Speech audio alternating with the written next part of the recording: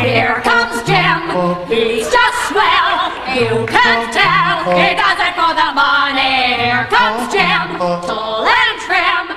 Put your hands together and welcome him.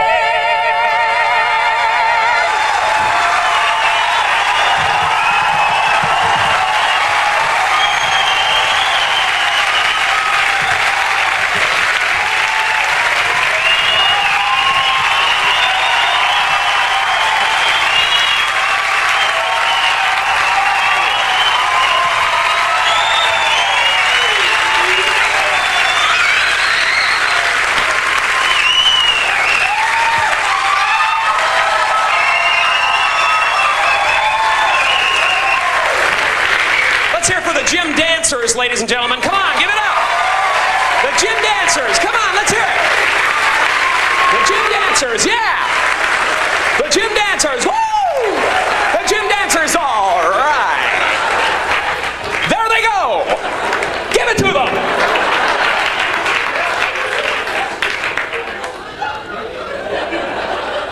Well, good evening, ladies and gentlemen. My name is Jim Carrey, and how are you this evening? All righty then. I grew up in Canada.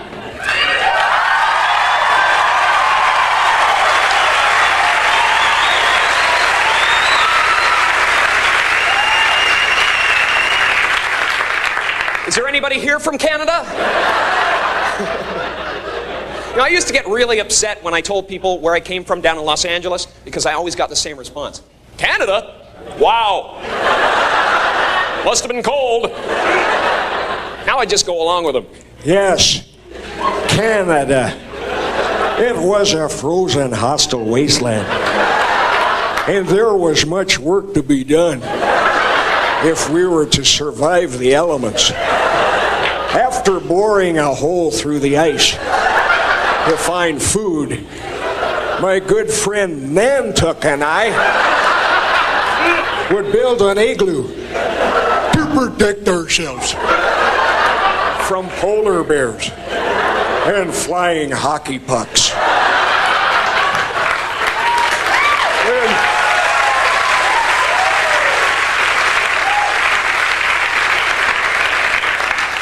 Then we would drink a lot of beer.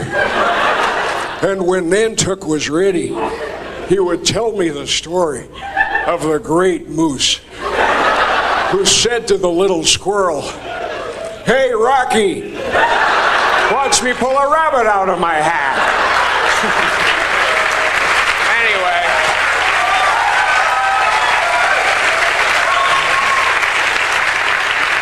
Anyway, I'm here tonight and I feel good. Really good. Excellent. Super. I just want to go.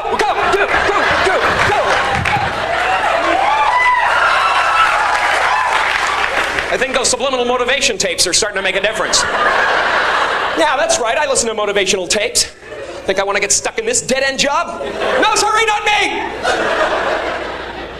I want to do something wonderful. I want to be one of those gospel singers on the PTL Club. Because those guys are just happy no matter what. I think I saw him on the hill the other day. I think I saw him when I watched the children play. But when I opened up my voice to sing in breaks, he ran away, ran away. My singing made sweet Jesus run away. I did not have to wait no judgment day because my singing made the good Lord.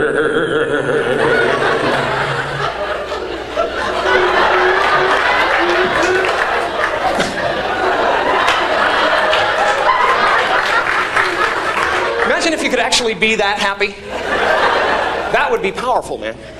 People would be tunneling under the street to avoid you. They'd go, oh, man. Is that happy guy still out there? Honey! Looks like I'm gonna be late again. No, it's the happy guy. He's right beside the car. I can't get near it. Of course, if I wanted to be that happy, I'd have to forget all of my problems. And the only time I forget all my problems is when I'm right smack dab in the middle of a sexual orgasm. So I have them as often as I can. I'm having one right now. Ever have one of those really smooth orgasms? Turns you into Elvis? I think that's how Elvis got that way, actually. But that's my only escape, you know? Sure, I could go on a vacation, but I'd still be thinking about what I got to do when I come home. See, to me, an orgasm is like a mini vacation. But it's better because you can't think about anything when you're having one. Oh man, I'm way behind in the rent and everything.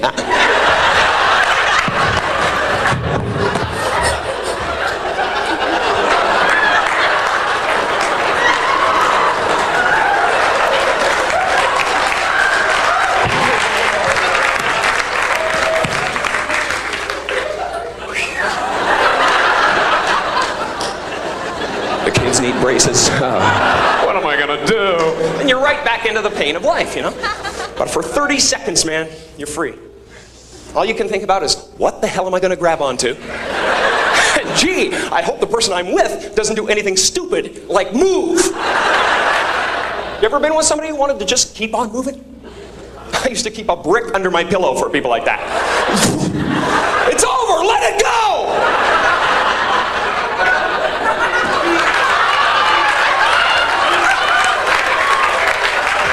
We won't go out with her again.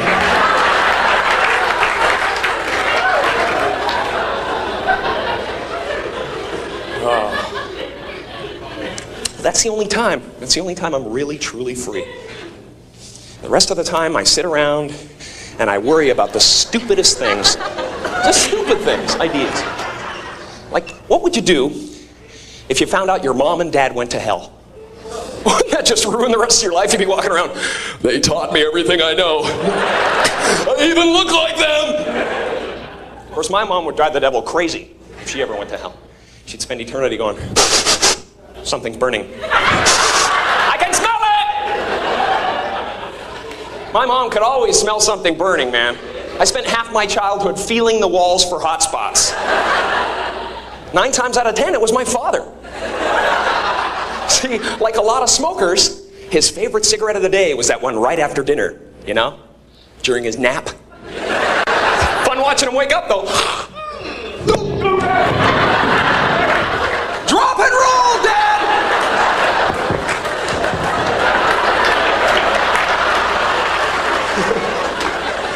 I just worry too much, though. I don't know.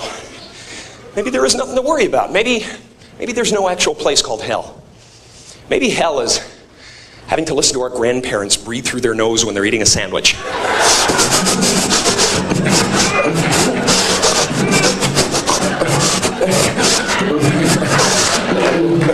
Get that humming thing.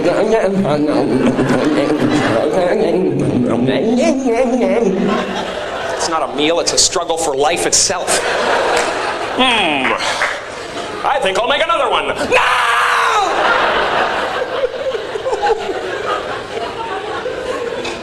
We'll be good. Here's a scary concept, though. Getting old.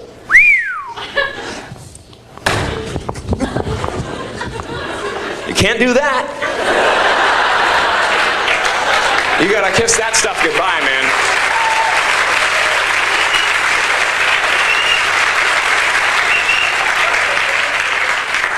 I just want to keep challenging myself, you know. I don't want to become the reminiscing guy. You know, people run into at bars and stuff. You can always tell how boring their life is by how far back they have to reach for glory. You're like,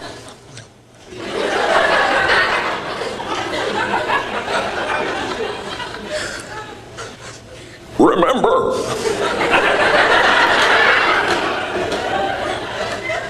Remember how fast I used to be? When I was a sperm? I'll never forget the day of the big race. There were millions of us in the field, but I beat them all to fertilize that egg, mister. Back in the cervix, I was seaman first class.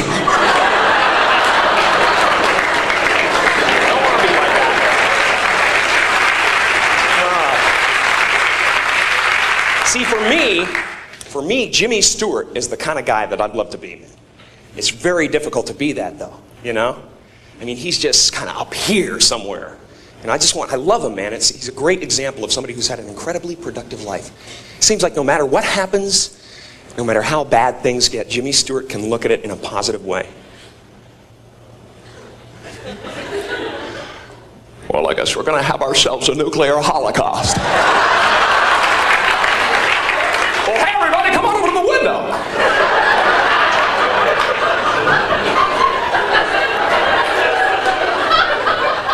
Look at that mushroom cloud. Isn't that beautiful?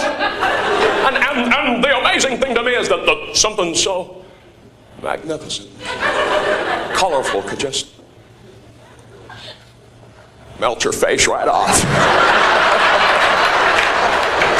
That's positive energy, you know? You gotta look death right in the face. That's what Jimmy Stewart would do. Hi, Mr. Death, you look like you could use some soup. I want to be like that, man.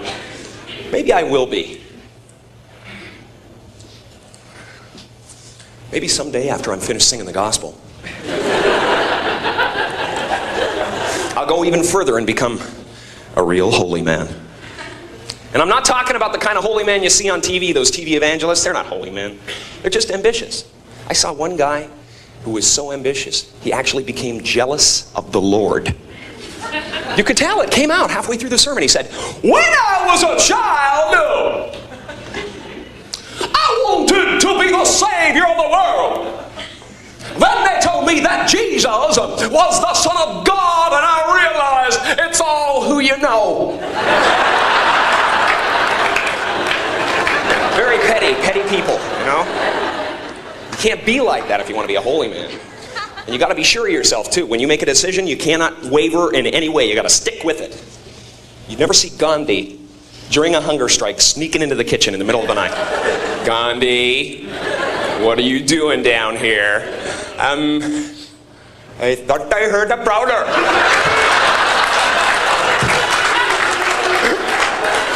And I was going to hit him over the head with this giant bowl of potato salad. He would never put himself in that position, you know? And you got to control your temper constantly, you know? You cannot fly off the handle at any moment. You got to be right in the center. You know, like Jesus was very composed his whole life. I mean, right up to the end. If that was me, I'd be up there going, great! Just beautiful! You guys are gonna get it.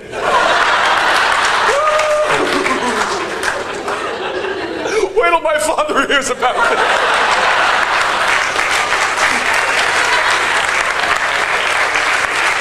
That'd be a whole different book, man. Then there are those weird impulses we get constantly, you know? We have to fight them off every day of our lives. There's mad little impulses that we get, and everybody gets them too. Like you'll be with a friend, it could be your best friend in the whole world, he's standing about 2 feet away talking to you, and you're thinking, my goodness, I could just fire out and hit him right now. He would never expect it. See, madness is never that far away. It's as close as saying yes to the wrong impulse. The people who stay sane are the people who can make those quick decisions. Should I stick my fingers into the fan? Or leave the room right now?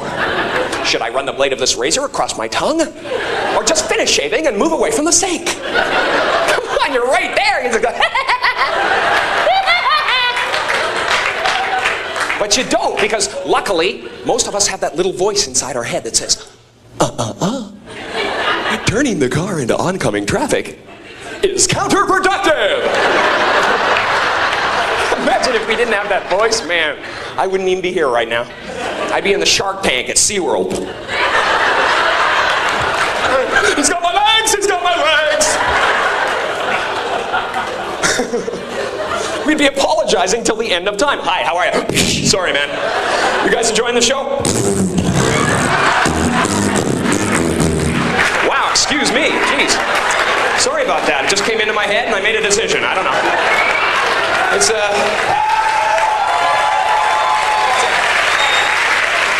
I hate to turn my back on the audience, I really do.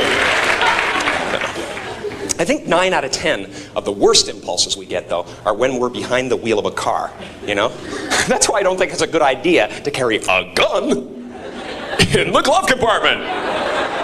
Because chances are, if it's there, sooner or later, you're going to use it. Of course, then again, what are you going to do if somebody cuts you off on the freeway? Just let them go? Well, you pretty much have to shoot them, you know? Otherwise, they won't learn nothing.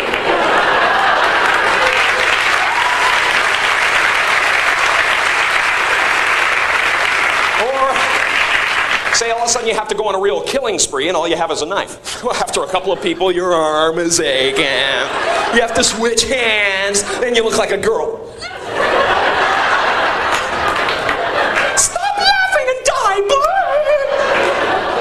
That kind of aggravation, man. And there are automatic weapons on sale. That's why a lot of my friends are taking martial arts classes and stuff like that, which I think is a really good idea. Anybody into martial arts here? Come on! Right now, baby! Yeah! Just try to penetrate the crab sink! He's a crustacean! Somebody get some boiling water! I think it's a good idea to know how to defend yourself, though. I really do. I just wish the people who took martial arts would master the technique before they go around showing it off. Because it's really annoying when they come up to you and go, "Hey, man, I just learned this incredible new move in karate today, but you gotta come at me like this." Gee, is there anything I could do to make it easier for you? Well, maybe I could put my head under the back wheel of your car. Hey! I'm a mugger! Get me in the groin and pull my eyes out! That's how it goes down in the street. That's how it goes down, man. Give me your money. No! All right, then I'm gonna have to stab you. With my right hand in a lunging fashion.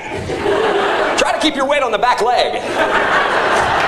What world is this? What wonderful world! Gee, he does it all!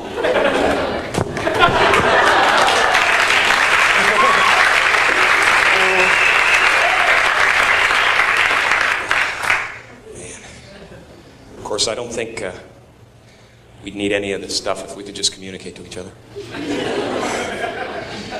Of course, if you wanted to do that, you'd have to find some kind of language that everyone understood. Myself, I think that's music. I happen to love it. Tell me, how am I supposed to live without you? Baby, I've been loving you so long.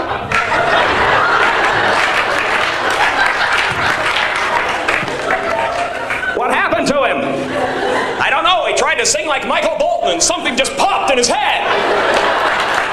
That guy tries really hard, doesn't he? No, he puts a lot into a song. Come on.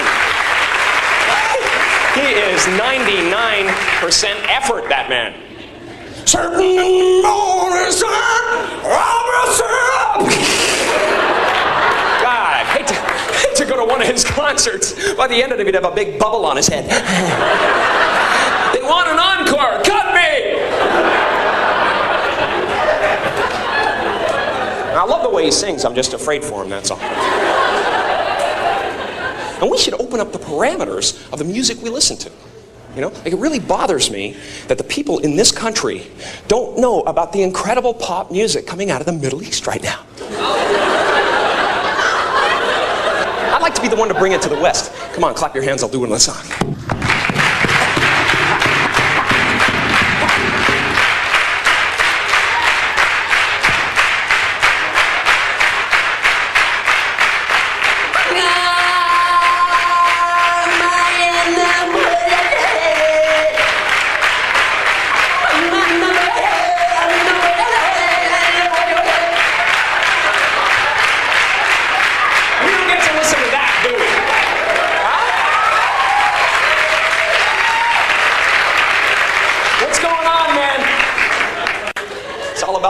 Isn't it? We should try to put ourselves in their shoes for a change. Wake up in the morning, pick the sand out of your teeth, turn on that radio dial.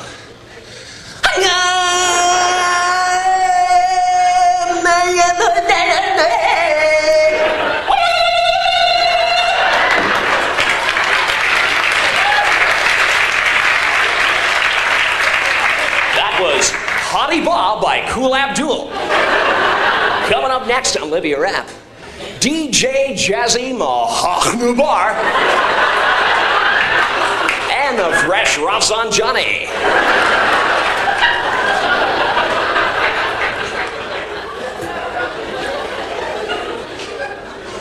But first, a word from our hostage.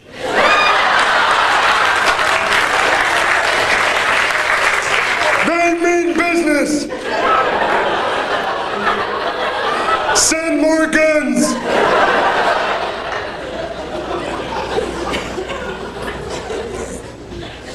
Communication. Hardest thing in the world.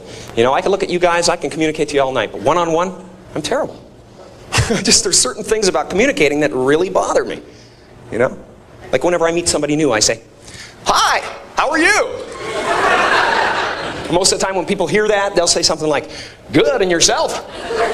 Or "Fine, thank you very much." But sometimes they like to surprise you. "I've got no dream, man. I'm all dead inside." I'm sorry, wrong answer, but thank you for playing. And if I'm worried about something, I don't even want to leave my house anymore. Because I know there's 5 people waiting out there somewhere just to ask me that question. "Hey, Jim, how are you?" And I go, "Really good. Please look away. Danger, danger, danger." I should change the response or something, you know? "How am I?" "Gee, I don't know. Let me check." I'd like to do a few more tests.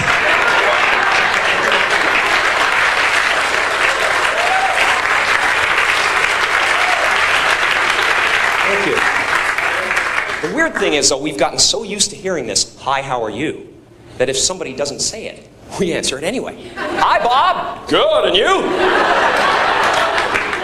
Then the conversation goes nowhere because all you can hear is that voice in your head going, He thinks you're an idiot.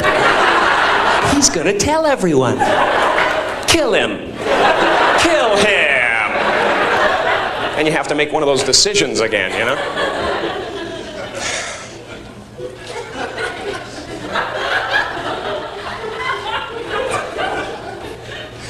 See, I think body language is the communication of the future. For instance, if you stand like this, it means, "Hey girls, I'm single and I have a curvature of the spine." You gotta put it out there, you know? And guys, seriously, the walk is everything. The walk is the most important element. If you want a whole room full of ladies to know what you want without them getting the wrong idea, walk into a singles bar like this.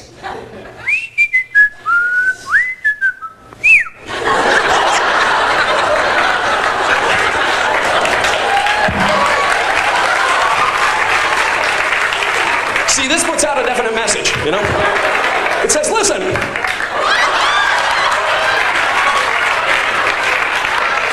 I could care less, but my crotch would like to buy you a beer." You gotta do something like that, you know?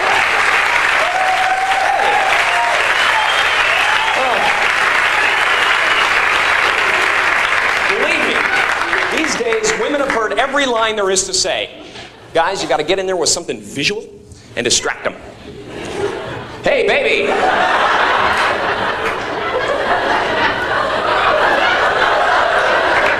Come here for a second.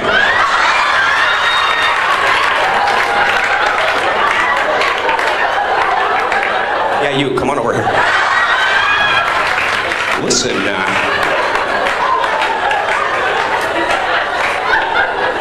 listen, do you find it unusually windy today?"